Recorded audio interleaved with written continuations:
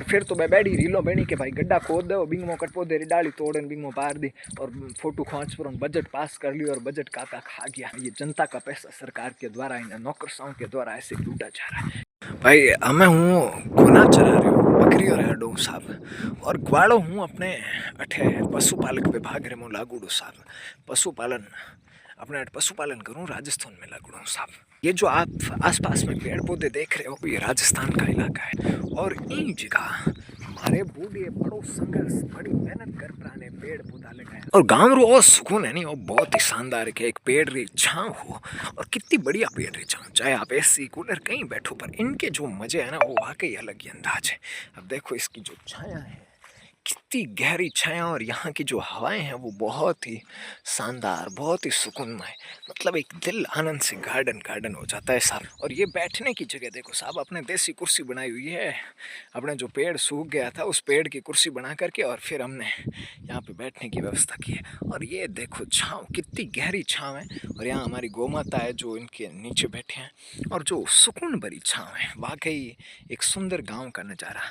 और जहाँ पे आपको ये चारों और आसपास में पेड़ पौधे दिख रहे हैं ये थार के रेगिस्तान का इलाका है हमारे मारवाड़ का इलाका एक ऐसा इलाका जहाँ पे हमारे पुरखों ने मेहनत की और पुरखों की उन मेहनत के फलस्वरूप एक ऐसा इलाका जहाँ हमारे पुरखों ने हमारे बूढ़ियों ने मेहनत की और बूढ़ियों की मेहनत के फलस्वरूप इतने आड़े पाड़े जगह पेड़ पौधा देखो मार बाबू ने अक्सर बतावे कि आज हूँ 50-60 साल पहला अट कोई पेड़ पौधा नहीं होता बहुत ही कम कटे रूखड़ा दीव पेड़ पौधों रे नौ माते कुछ खेजड़ियाँ होती पर उनके संघर्ष के फलस्वरूप उन्होंने कैसे संघर्ष किया साहब कि मारवाड़ के इस रेगिस्तान में यहाँ पे कोसों दूर से पानी लेके आते साहब वो भी ऊँट की पखालों पर या फिर ऊँट गाड़ियों पर वो पानी लेकर के आते और यहाँ पानी ला करके छोटे छोटे टोंकलियों अरमोन साहब स्टोर करता और उन पानी से उन्होंने यहाँ पे पौधों को पनपाया है। और आज देखिए यहाँ पे कितने पौधे आपको दिख रहे हैं वो उन बूढ़ियों की कर्मठ मेहनत के फलस्वरूप है। आज जब हमारी सरकारें बातें करती है कि एक पेड़ माँ के नाम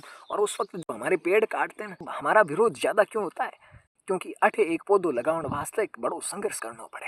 मार दादो बतावे एक खेली ने होले होले करते कटी जान अपने हाइट जीती होवन रे मो 5-10 साल लाग जे साहब इतनी दी पौधेरी अट जान कटी बढ़वार वे 30-40 सालों जापरोन कटी एक खेजड़ी बने एक पौधो बने और बी पौधे ने कोई काट दे जद मोरे ये लागे एक टाबर वाली जूं राख राखन भी पौधे ने बड़ो करे साहब। और हूँ थोने बताऊँ आज रे टाइम भी मेरे बाबू जद 80 साल रहा और उस वक्त भी उनके लगभग 10-15 खेजड़ियाँ आए जहाँ वो सुबह सुबह डेली एक लोटा पानी डालते भलाओ इंदिरा गांधी का उन्होंने पानी की व्यवस्थाएं कर दी और यहाँ पे हम टंकियों के थ्रू पानी ला सकते हैं। नहीं तो कुछ साल पहले जो पानी के लिए संघर्ष करना पड़ता है आप सुनो तो भाई साहब रूह कांप जाए 2-3 घड़े ऊपर रख करके हमारी माताएं बहनें कितने कोसों से पानी लेके आती साहब वो पखालों ने सींच मन खरा हाथ घसीट जाता साहब कहीं जमीनों से नीचे खींच के वो ऊँट की टंकियाँ भरना ऊँट के पखाले भरना उनसे लोगों के हाथ छुल जाते साहब। और वो संघर्ष करके उन्होंने ये पौधे लगाए उनके बाद में जब ये पौधे काट देते हैं तो बड़ी शर्म की बात होती है साहब। और आज जब सरकार केवल खाना पूर्ति के लिए वापस से पौधे लगा रही एक पेड़ माँ के नाम साहब बिंग कितनी कमी है वो तो दिखाऊं कि तो अनप्रैक्टिकल चीज है कि सरकार केवल दिखावे वास्ते पेड़ पौधा लगा रही है। तो देखो कि एक टाबर जो कोई स्कूल में जाए सरकार यूं नीति नियम लागू किया कि हर टाबर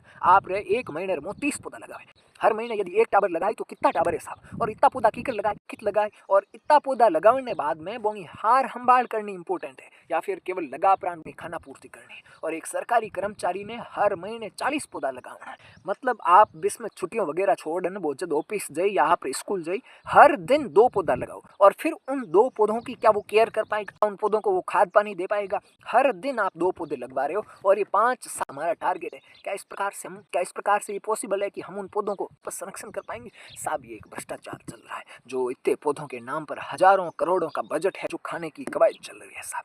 नहीं तो हमारे यहाँ ग्राम पंचायत में पौधे लगाए गए साहब और ग्राम पंचायत में एक साथ में 150 पौधे लगाए गए कई लोगों ने उनकी सार संभाल की। यहाँ से साहब कितने दूर पौधे कितने लोग जाकर के हमेशा सार संभाल करें सारे पौधे वो उजड़ गए अब वहाँ पे एक पौधा नहीं है मतलब आपने जो पेड़ पौधे लगाए उनकी कोई केयर ही नहीं कर रहा है साहब।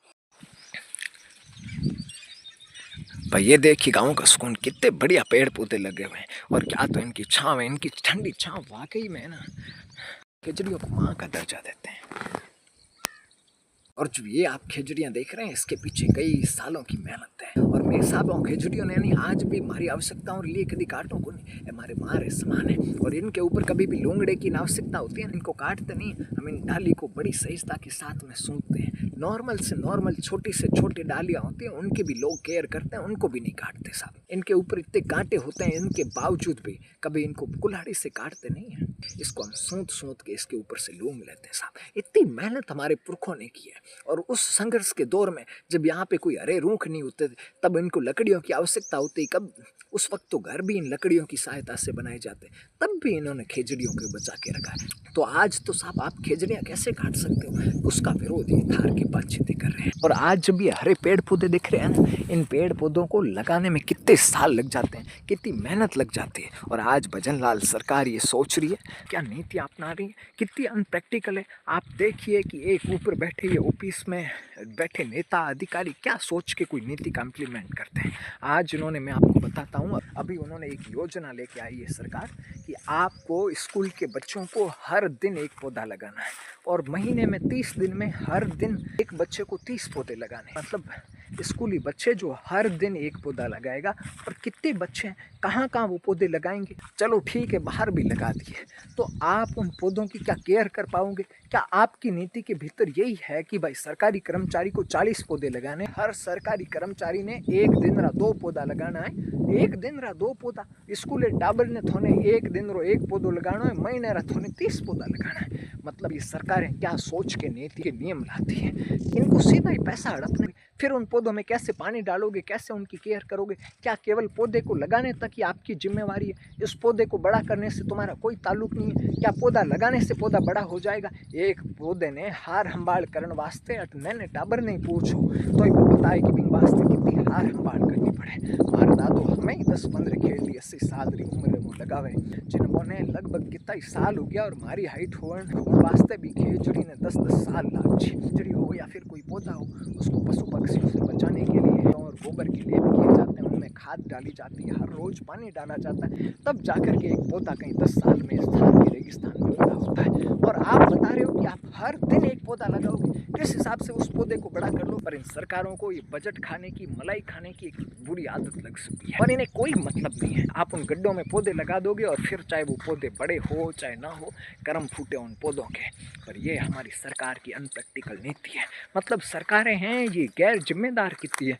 आप उनमें गड्ढे खोद दोगे और फिर तो बैठी रीलो बनी के भाई गड्ढा खोद दो, बिंगमो कटी पौधे री डाली तोड़न बिंगमो पार दी और फोटो खींच पर बजट पास कर लिया और बजट काका खा गया। जनता का पैसा सरकार के द्वारा, इन नौकरशाहों के द्वारा ऐसे लूटा जा रहा है, क्योंकि बातें अनप्रैक्टिकल है। ये चीज़ें संभव नहीं हो सकती। उन चीज़ों को कैसे सरकारें, ये पता नहीं क्या सोच के करती है।